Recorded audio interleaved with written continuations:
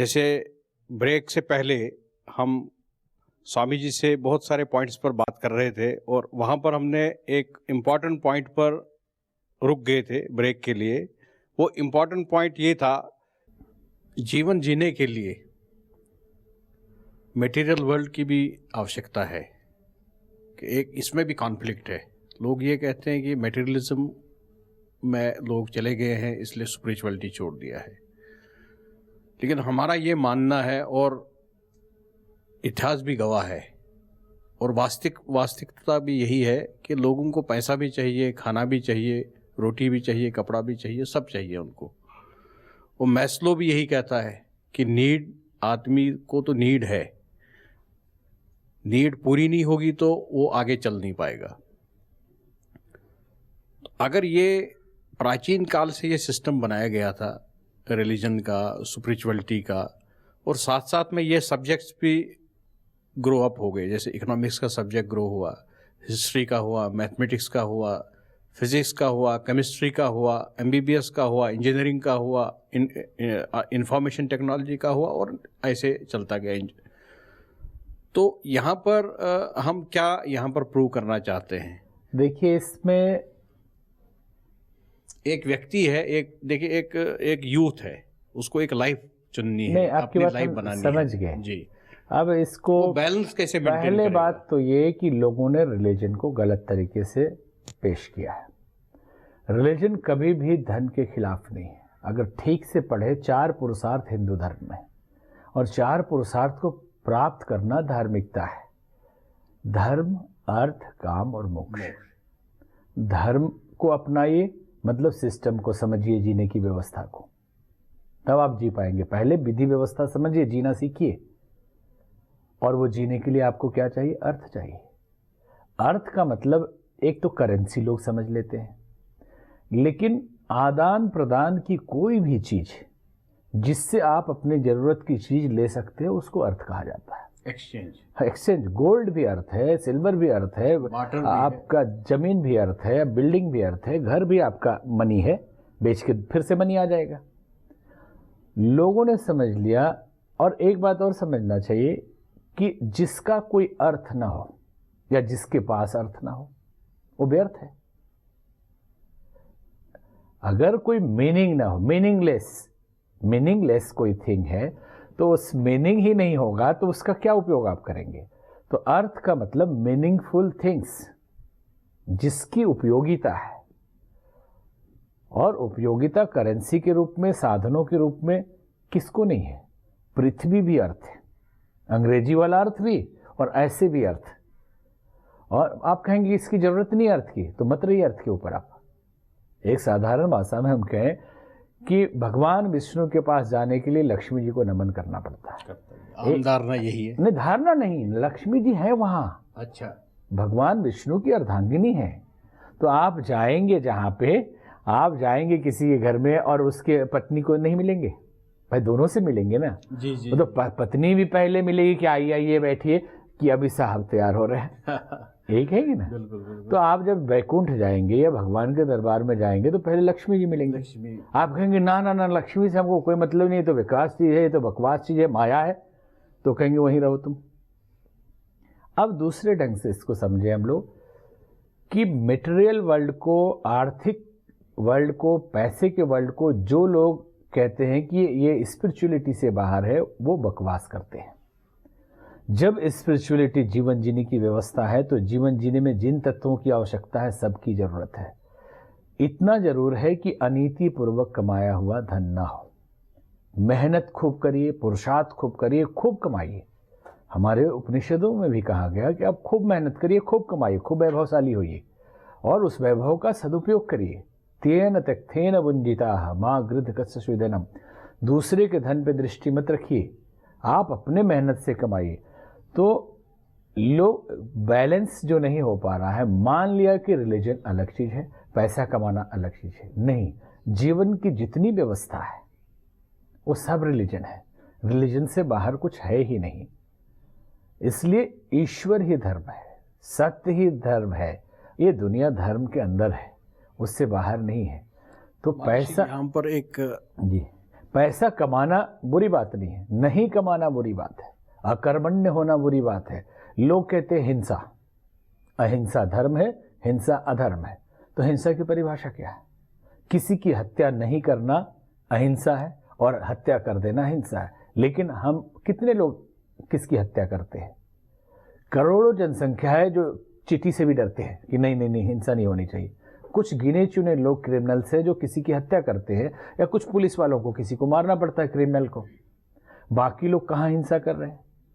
किसी की निंदा करना भी हिंसा है, किसी को मानसिक तकलीफ पहुंचाना भी हिंसा है। और इससे बड़ी बात जो हम बताना चाह रहे हैं कि हम जो हो सकते हैं, हम जो संभावनाएं जितनी हमारे जीवन की है जहां तक पहुंचने की, और उसके लिए हमने मेहनत नहीं किया, यह सबसे बड़ी हिंसा है। आत्महंता है। हम अपने आप को होने नहीं दिया। हमने सोए रहे, आलसी बने रहे, प्रमादी बने रहे, इधर उधर के चक्कर में पड़े रहे, और हमने वो नहीं किया जो हम कर सकते थे। तो हम पैसा कमाना इसी के अंतर्गत आता है, मेहनत करना गृहस्थी के लिए। शास्त्र में सब लिखा हुआ कि तुम्हारा धर्म है कि पैसा कमाओ, आप परिवार को पालिए, उसको अच्छी शिक्षा दीजिए, उसको अच्छा नागरिक बनाइए, राष्ट्र के कोष में भी कुछ डालिए, और संतों का खर्चा उसी से चलता है। भाई इतने संत वो तो कमाते नहीं। जैसे कहा गया कि 4 आश्रम है, ब्रह्मचर्य, गृहस्थ, वानप्रस्थ और संन्यास, और द सेंट्रल पॉइंट और न्यूक्लियस ऑफ 4 आश्रमास इज गृहस्थ। क्यों? पैदा सन्यासी होता है गृहस्थ में, संस्कार उसको मिलते हैं गृहस्थ में, और फिर दक्षिणा और भिक्षा और भोजन मिलता है गृहस्थ में। तो आदमी कमाएगा नहीं तो इस संतों को कहाँ से खिलाएगा? तो ये तो सबसे बड़ा रिलीजन है, पैसा कमाना पहले। महाराज जी, अब ये चेंज कहाँ से शुरू हुई? आपने जैसे कहा कि मतलब रिलीजन है, स्पिरिचुअलिटी है, और जो हमारा जीवन जीने की जो का रास्ता है और रिक्वायरमेंट्स जितनी हमारी है, नीड्स है, वो इससे अलग नहीं है। ये भी एक रिलीजन ही है, इसी का पार्ट है, और स्पिरिचुअलिटी का ही पार्ट है ये भी। अगर कोई पैसा कमाता है, कोई अपना कोई एजुकेशनल क्वालिफिकेशन अचीव करता है या प्रोफेशनल बनता है, तो ये सब एक वैल्यू चेन है। यही स्पिरिचुअलिटी है। अगर नहीं कर पाता है तो वो स्पिरिचुअल नहीं है। एक कड़ी टूट गई तो पूरा चेन ही टूट जाएगा। अब एक बहुत बड़ा एक कॉन्फ्लिक्टिंग पॉइंट है महाराज श्री, वो ये है कि ये फिर बहुत सारे रिलीजन कहाँ से बने और क्यों बने। हिंदुइज्म है, इस्लाम है, क्रिश्चियनिटी है, और सिखिज्म है, और ज़ोरास्ट्रियन, जितने भी ये सारे रिलीजन्स हैं वर्ल्ड के, ये क्यों बनाए गए फिर, और सबका रास्ता अलग क्यों किया गया? देखिए, सबका रास्ता अलग नहीं है। अगर आप एंड पॉइंट पे जाएंगे तो रास्ता किसी का भी अलग नहीं है। सबका रास्ता से एक ही जगह पहुंच, रास्ता अलग दिखता है। जो हमने पहले व्याख्या किया, जो मोरलिटी में फर्क है, उसी पे हम लोग फिर से आ गए हैं कि मोरलिटी अलग अलग है क्योंकि भौगोलिक परिस्थितियां अलग थी, और वहां कोई एक दिमाग वाला आदमी आया या उसको कुछ इंस्पिरेशन हुआ, जो पैगंबर या अवतार, या उसको आप बड़ा संत या मास्टर मान लीजिए, जैसे जीसस है या मोहम्मद है, तो उनको लगा कि यहाँ के लोग बड़े जंगली टाइप के जी रहे हैं और एक दूसरे को मार के खा रहे, इनको सिस्टम में जीना चाहिए, और उनको कुछ स्पिरिचुअल एक्सपीरियंस होने लगा। तो उन्होंने लिखा कि ये सिस्टम होना चाहिए, ये खुदा का पैगाम है, ऐसे जियो तो तुम्हारा ज़िंदगी ठीक होगा। वैसे जीसस, उन्होंने जो उपदेश अपने शिष्यों के लिख तो पाए नहीं, वो बहुत कम समय में उनको जाना पड़ा, लेकिन उनके जो शिष्य हुए, जो उनको उन्होंने सिखाया, वो बाइबल हो गया। हाँ, तो बाइबल का ओल्ड टेस्टामेंट अलग है, वो हिस्ट्री है, और वो हिस्ट्री जो है आपके मत्स्य पुराण या दूसरे पुराणों का कॉपी है। आप पढ़ के देख लीजिए जी कि कैसे मनु महाराज थे, फिर नाव आया, फिर एक एक बीज रखा गया, उसमें से फिर से सृष्टि बनाई गई। नाम केवल चेंज है, आदम हुआ उधर है, इधर मनु शत्रुपा है, लेकिन अकॉर्डिंग टू हिस्ट्री ये हिस्ट्री बहुत पुरानी है और बाद में लिखा गया है। तो कहीं ने सुनी सुनी कहानी को लेके वहाँ उस भाषा में कॉपी कर लिया गया। आपके प्रश्न के हिसाब से क्यों अलग अलग रिलीजन बनाए गए? वास्तव में जीवन जीने के तरीके अलग हो सकते हैं भौगोलिक परिस्थितियों के हिसाब से। हमने कहा अगर नहीं उस परिस्थिति के हिसाब से बनाएंगे तो आप कठिनाई में आ जाएंगे, लेकिन टारगेट सबका एक ही रहा कि जीवन अच्छा होना चाहिए, मिलजुल के रहना चाहिए, प्रेम संवेदना होनी चाहिए, सब मनुष्य मनुष्य हैं और परमात्मा एक है। महाराज जी, अब तो माइग्रेशन हुआ है, जो वो आप जियोग्राफिकल टेरिटरीज का आपने बहुत सुंदर उदाहरण दिया, वो अब रहा नहीं महाराज जी। अब तो उस जियोग्राफिकल टेरिटरीज से वो लोग निकल के दूसरी टेरिटरीज में आए हैं और वहाँ पर दूसरे के धर्म के साथ में इंटरफेरेंस भी हुआ है, कन्वर्जन भी हुआ है, इंटरफेरेंस भी हुआ है। इसमें क्या हो रहा है और अभी? आज के भी जो प्रैक्टिकलिटी वो ये है, वो तो हर धर्म को लेके हर व्यक्ति लड़ रहा है कि ये मेरा भगवान सबसे बड़ा है, दूसरा व्यक्ति कह रहा है मेरा अल्लाह सबसे बड़ा है, और तीसरा कह रहा है कि नहीं मेरा जीसस सबसे बड़ा है। और इसकी सबसे बड़ी लड़ाई है भगवान की, तो आज की डेट में सबसे बड़ा लड़ाई है। और कुछ धर्म में, अगर हम सनातन धर्म हिंदू धर्म की बात करें, तो बहुत सारे भगवान हैं। भगवान राम है, भगवान कृष्ण है, बजरंगबली है, भगवान शिव है, विष्णु है, और माता के इतने रूप है। यहाँ भी बहुत बड़ा एक डाइवर्स थॉट्स हैं। देखिए, दोनों बात को हम अलग अलग करके बताते हैं। जी महाराज। पहले तो हम हिंदू रिलीजन के अंदर ही, एक तो 33 कोटि देवता कहा गया, हो सकता है 33 कोटि देवता हो सूक्ष्म जगत में, लेकिन अगर आप फिजिकल वर्ल्ड में 33 कोटि अर्थात 33 करोड़ खोजने जाएंगे, 200-400 से ज़्यादा का नाम आपको पता नहीं चलेगा। ये 33 कोटि है कौन? 33 करोड़ हैं कहाँ? इस विषय को नहीं ज़्यादा लेते, फिर भी अब इसको समझे हम लोग कि 33 टाइप्स ऑफ माइंड। साइकोलॉजिकली आप, ईश्वर तो एक ही है। स्वामी विवेकानंद से किसी ने पूछा कि ईश्वर कैसा होता है, तो बोले कि जिससे पूछोगे उसी के जैसा होगा। सबका अपना अपना ईश्वर होता है क्योंकि वो निराकार है। तो बोले कैसे? बोले चूहे से पूछो तो बोलेगा सबसे बड़ा चूहा जो ज़्यादा कपड़े काट सकता हो। गधे से पूछो तो सबसे बड़ा गधा जो ज़्यादा सामान ढो सकता हो। घोड़े से बोलो तो बोलेगा सबसे बड़ा घोड़ा जो ज़्यादा रेस में भाग सकता हो। और अगर आदमी से पूछो तो बोलेगा सबसे बड़ा आदमी। और उस आदमी में भी 33 टाइप्स है साइकोलॉजिकली। मनी माइंडेड आदमी होगा, पूछो भगवान कैसा, तो बोले बहुत पैसा जिसके पास हो, वो लक्ष्मी जी है, पैसा ही निकल रहा है। और अगर किसी कला के पुजारी या सरस्वती के पुजारी जो ज्ञानी है उससे पूछे तो बोले सरस्वती वीणा बज रहा है, ज्ञान ही ज्ञान है, वहाँ वही ईश्वर है। अगर किसी योद्धा से पूछिए तो वो बोलेगा कि भगवान बहुत शक्तिशाली होगा और उसके 10 हाथ होंगे, दुर्गा माँ होगा वो, और हथियार पूरा होगा, और शेर की सवारी करे, जो शेर की सवारी करे वो माता शक्ति, वो ईश्वर है हमारा। तो अब इसका प्रूफ हम बताते हैं। हाँ, कोई बात नहीं। तो कि ये सत्य है। कलकत्ता में जब डायनासोर ये पिक्चर आई जुरासिक पार्क, तो लोगों ने कहा कि जब प्राचीन काल में शेर से भी बड़ा कोई होता था तो दुर्गा माँ तो उसकी सवारी करनी चाहिए, शेर की क्यों? शेर सारे हटा दिए और सारे मूर्तियों में कलकत्ता के दुर्गा पूजा में डायनासोर बिठा दिया। अच्छा। हाँ, अब इससे साफ प्रूफ हो रहा है कि साइकोलॉजिकल खेल है। अब किसी आप साधु से पूछे तो वो कहेगा कि एकदम फक्कड़ भोलेनाथ शिव जी की तरह हो। एक बात और इसी में कह दें, लगा के। हाँ, अब एक बात इसको शॉर्ट करते, दूसरी बात कहनी है कि शंकर भगवान बड़े कि ब्रह्मा जी बड़े कि विष्णु जी बड़े, कौन बड़े हैं? वास्तव में ये तीनों है ही नहीं। अब लोग हमको पकड़ने लगेंगे कि ये कैसी बात आपने कर दी। ईश्वर है और ईश्वर के 3 रूप हैं। किसी आदमी से पूछिए कि रैना जी आपका भांजा आपको क्या कहता है? बोले मामा कहेगा। आपका भतीजा क्या कहता है? चाचा कहेगा। पत्नी पति कहेगी। आपके पिताजी आपको बेटा बोलेंगे। तो आप बेटा हैं, भतीजा हैं कि मौसा है कि मामा है? तो आप कहेंगे हम तो रैना जी हैं। आदमी तो एक ही है ना। ठीक जब सृष्टि बनने की प्रोसेस शुरू होती है उसी को ब्रह्मा कहा जाता है। उस प्रोसेस को लाइफ फॉर्म आदमी ने दिया है अपने तरीके से समझने के लिए, और जब वो सिस्टम चालू रहता है उसी को विष्णु कहा जाता है, और जब फिर से मिटने लगता है, सिमटने लगता है, तो उसी को शिव कहा जाता है।